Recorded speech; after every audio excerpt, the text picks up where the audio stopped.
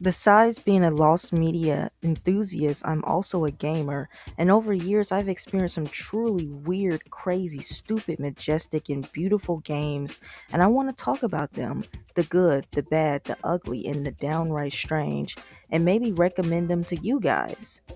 But before we go further, I can see you. I can see that you're not subscribed. It will be lovely if you please subscribe to my channel. It helps me be able to make the videos that I can make, and it'll help me be able to be monetized. So please subscribe. LSD Dream Emulator is one of the most iconic and bizarre video games ever made. It falls into the more majestic, strange, and beautiful category. LSD Dream Emulator is a first-person exploration game where you navigate surreal dreamscapes without combat or clear objectives. Each session represents a unique dream with environments that are randomly generated based on your movements. It's pretty cool and kind of relaxing. You will bump into crazy and sort of creepy things like this face or these dead bodies. What the fuck?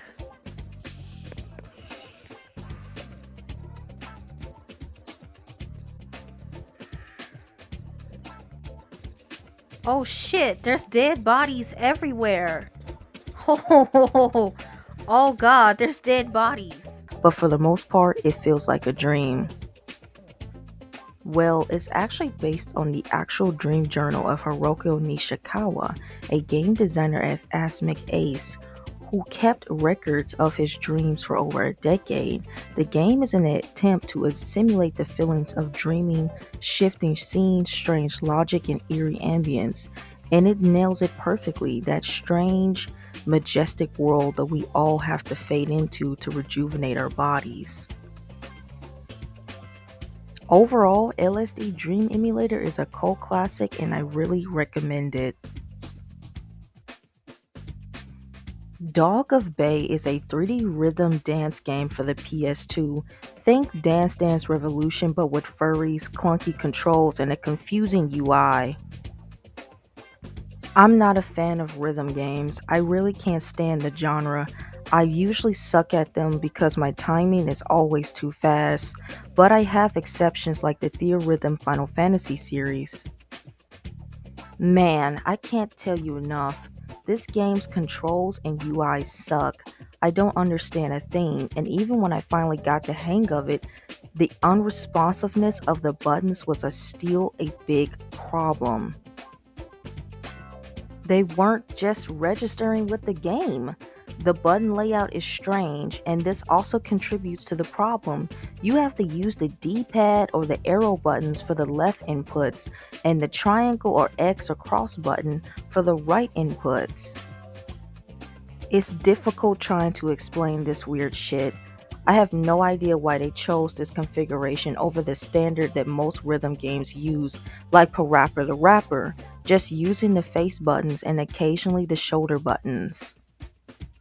The game features a couple of modes: free play, battle mode, and most notably story mode. Progressing through story mode unlocks new content for the other modes. However, as you might expect from my earlier complaints about the awful controls, I was never able to get past the first stage. The control scheme is just so frustratingly bad. I couldn't push forward, which means I never got to see more of the game or its overarching story.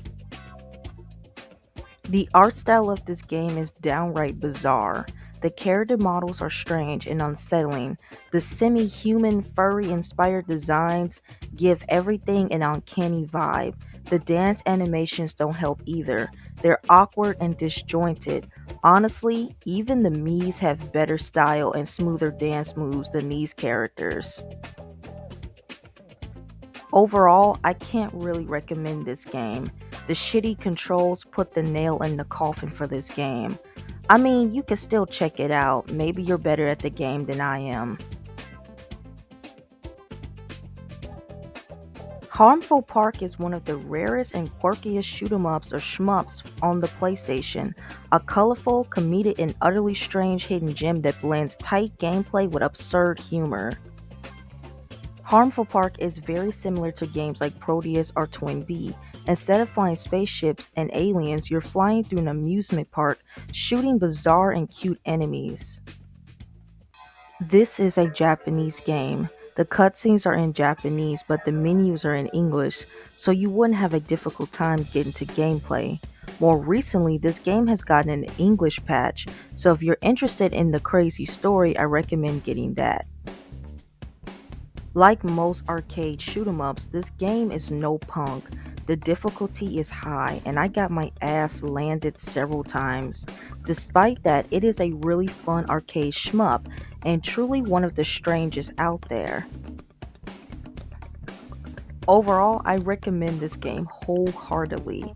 If you're a fan of arcade shoot 'em ups, this game is a pleasure to play.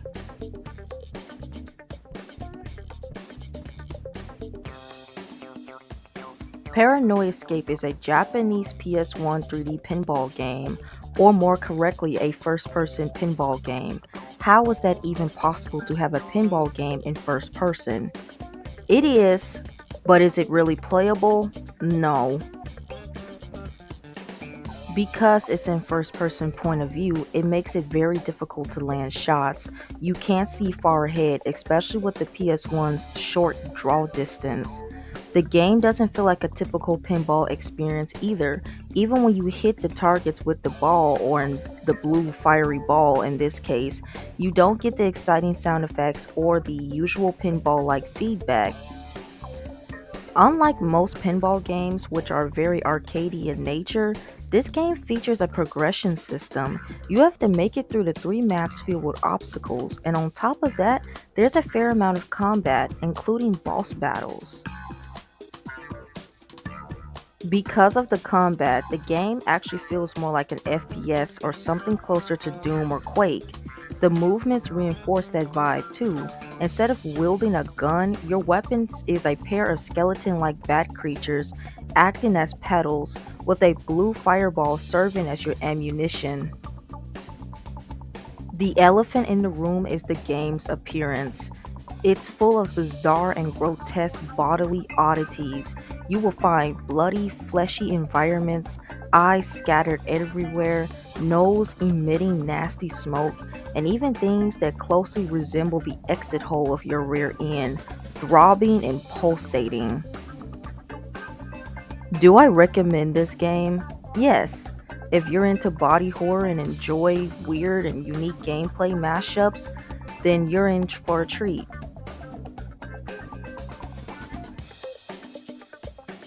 Tall Infinity is a very obscure puzzle platformer for the PS1 and a surprisingly late release, having come out in 2003.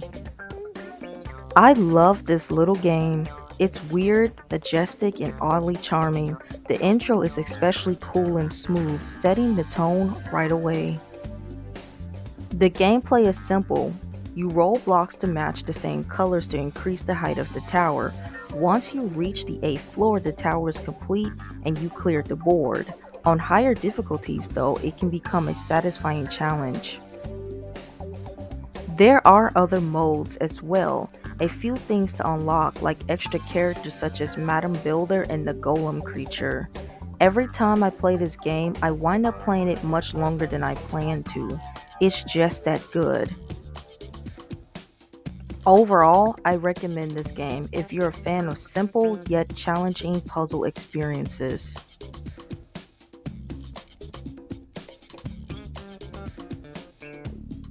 California Speed for the Nintendo 64 is a racing game released in 1999 and developed by Atari Games and published by Midway. It is an arcade-style racer where you drive through a variety of scenic routes across California, including cities, beaches, and winding mountain roads. While it's a semi-port of the arcade version, it's vastly different from its arcade counterpart in terms of gameplay and design. The game features 4 main modes. Single race, which is basically your quick race or arcade race. Practice mode, which is exactly what it sounds like. Series mode, a championship style mode where you compete for cups. And a 2-player mode for multiplayer. I don't know why they didn't just add 4-player mode. Maybe it's for, FPS reasons. But anyway, this game is bizarre in the best way possible. While the environments are inspired by real life locations in California, they're portrayed in a clunky, surreal, and oddly majestic style, especially the tracks set in Silicon Valley and San Francisco. There are about 6 or 7 different vehicles to choose from, each varying speeds and weight classes. My favorite, the golf cart. It's actually the fastest vehicle in the game, which is kind of hilarious considering how slow golf carts are in real life. It's that kind of ridiculous charm that makes California Speed such a memorable experience. This is a Nintendo 64 game, so naturally there are some technical limitations. The frame rate can drop from time to time, especially when there's a lot of drivers on screen at once, and the draw distance isn't great, which can make it hard to see what's coming. Some of the controls feel a little clunky, and there are some moments where inputs don't always register. Still, it's not bad enough to ruin the experience. The game remains playable and fun despite its quirks. Overall, a highly recommended racing experience. If you're looking for a fun, wacky, and surreal experience that won't cost an arm and a leg, if you enjoy this, definitely check out the Cruisin' series, made by the same folks who developed this one. Dead or Alive Extreme Volleyball was a tough one to include. I was hesitant because of the extreme, no pun intended, amount of controversy it stirred up in the media. But after watching an IGN video that put things into perspective, I finally felt comfortable enough to cover it. Dead or Alive Extreme Volleyball is a spin-off series from the mainline Dead or Alive fighting games. Unlike the mainline entries, which are 3D fighters, the Extreme games focus on sports mini-games, swimsuit eccentric fan service, and a laid-back vacation setting. They feature female characters from the Dead or Alive series, including Kasumi, Anye, Tina, Sarah, and Lisa. As a lesbian, I totally eat this game up. I mean, who doesn't love a game full of cute girls? Or cute guys if that's your thing. A lot of Japanese games lean heavily into fan service. Final Fantasy, Resident Evil, Metal Gear Solid, and Soul Calibur all have their moments, whether it was the way the characters are designed or unlockable costumes and mods that cater to what fans want. And everyone plays those games and does not complain. I don't see why this game was targeted. Beyond the cute fan servicey elements, it's still a volleyball game at the end of the day, and I am not a huge fan of sports games, but I have my classics, mainly sports games that are fun and quirky like the Mario sports games and of course Wii Sports. In fact, Wii Sports helped me be able to play this game well with a quick eye and timing. If this game was ported onto the Switch or Switch 2, I'm pretty sure it would be fun with motion controls. There's other things outside of just volleyball. There's poker.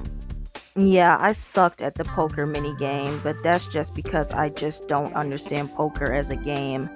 There's a gift shop where you can buy items for the girl that you're playing as, and items for other characters too to like build friendships and stuff. The graphics are beautiful and vibrant, and they still hold up today, a true testament to the raw power of the OG Xbox. The game has a fun, relaxing vibe, and the soundtrack is absolutely amazing. It perfectly captures that early 2000s summertime energy, light, playful, and nostalgic. Dead or Alive Extreme Volleyball is a strange direction for a spin-off game, and it ended up getting buried somewhat under a wave of controversy, which to be honest felt pretty overblown. There's actually a game very similar called Beach Spikers Virtual Volleyball by Sega. It also features girls playing volleyball, but it takes it a more serious competitive approach compared to the more laid-back, fan service heavy style of Dead or Alive. Overall, I recommend this game if you're into beautiful and vibrant environments, volleyball, fan service, and stupid poker mini games, then this game is right up your alley.